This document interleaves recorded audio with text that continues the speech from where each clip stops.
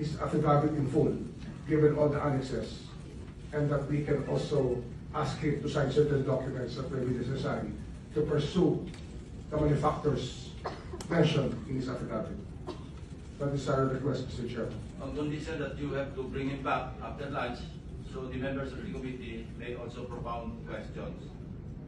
Yes, sir. We will bring him up. We will bring him back by 1:30 to 2 o'clock, sir. In the meantime, they can read the affidavit, the signed affidavit, so they can prepare their questions later. Yes, sir. Any objection? Hearing none. So the manifestation or the request of the Secretary of Justice is hereby approved or granted.